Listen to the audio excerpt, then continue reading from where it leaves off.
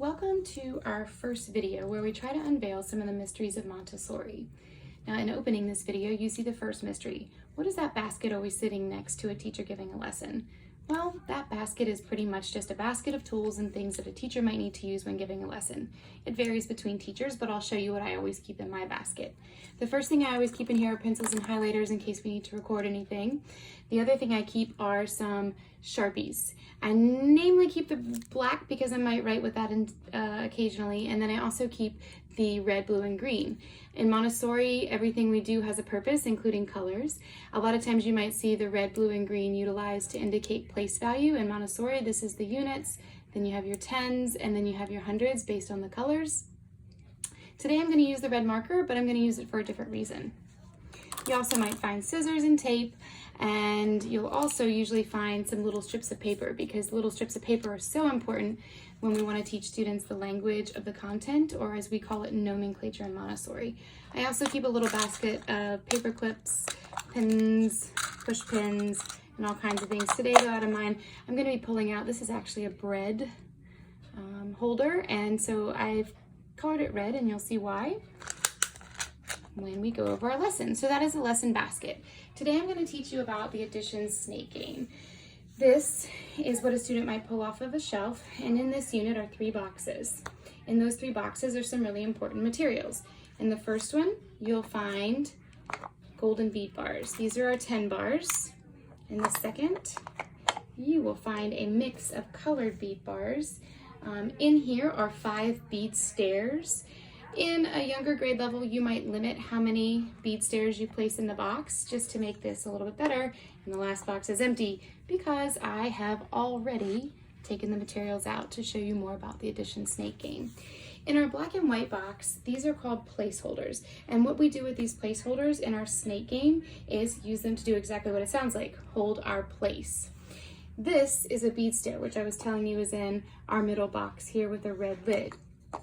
The reason that the lid is red is because not only do colors tell us about place value, but colors also tell us which operation we want to use in Montessori.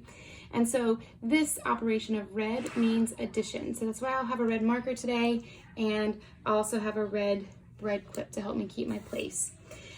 This is an example of a bead stair, a colored bead stair. I wanted to be able to show you that because this is a very important work that a student might do before coming to the addition snake game.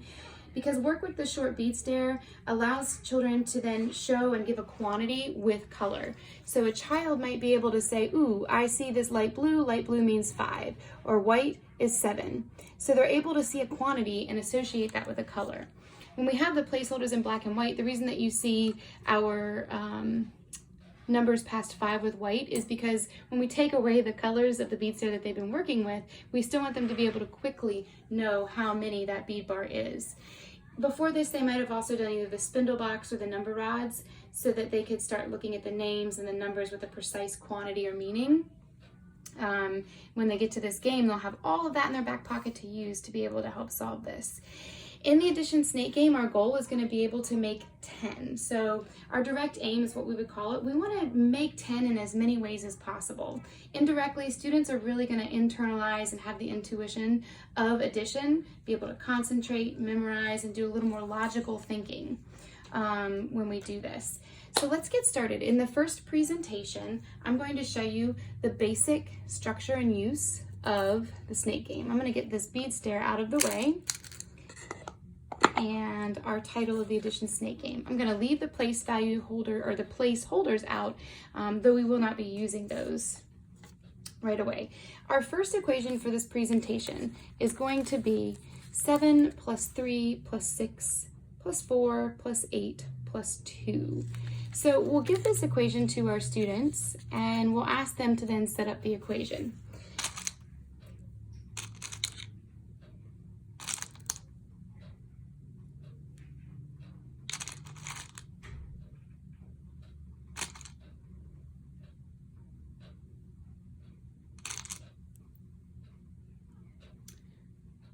Seven plus 3 plus 6 plus 4 plus 8 plus 2.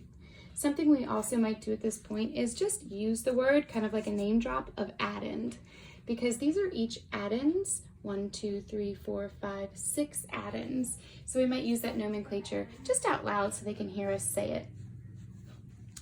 And what we're going to do is then begin to count. Some students may need to count being able to do each bead individually. Some, because they've already, like we had said, associated bead color and quantity, might see white and go, ooh, that's 7. Just depends on the child and where they're at. And either way is fine to solve this snake. So we have 1, 2, 3, 4, 5, 6, 7, 8, 9, 10. So our students know that 7 and 3 is 10. So they're going to make that exchange. They're going to take the beads that they're no longer using and place them in an empty placeholder box, because that'll be our control of error later. That's our nomenclature word of the day, control of error. There's always that piece in Montessori. Students are working independently. We want them to be able to check their work. So Dr. Montessori designed all her lessons to be able to do that. As you're giving this lesson, you talk about reptiles and snakes and how they shed their skin and become something more beautiful. It's exactly what our snake is doing. He's colorful and beautiful already, but he's going to be golden by the end. Once they've made the exchange, you can begin to count again. 1, 2, 3, 4, 5, 6, 7, 8, 9, 10. And again, they've made 10.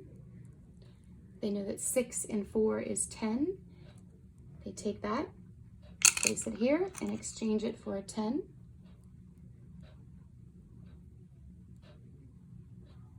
And then they go again.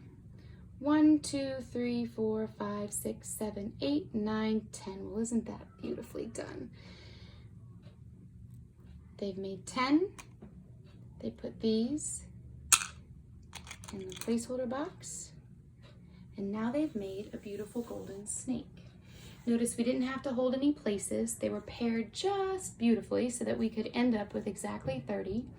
Students might now be able to solve this problem 10, 20, 30, because they can count by tens from bead chain work, or they might need to count each individual bead, which is also okay. But then becomes the control of error that we just talked about, checking their work. And not every student may be at this stage. Some might want to do this, some you may choose not to. I always have students line up the beads that they place in this box in the order of greatest to least. It's another great work for students. And then I have them make 10. So starting with a larger number, 8 plus what over here is going to make 10? Student will say 2. And then I have them line them up and compare. 8 and 10, 8 and 2 is definitely 10. Then 7, what might make 10 with 7? 3. And then we do the same with 6, and we hope that we're right with 4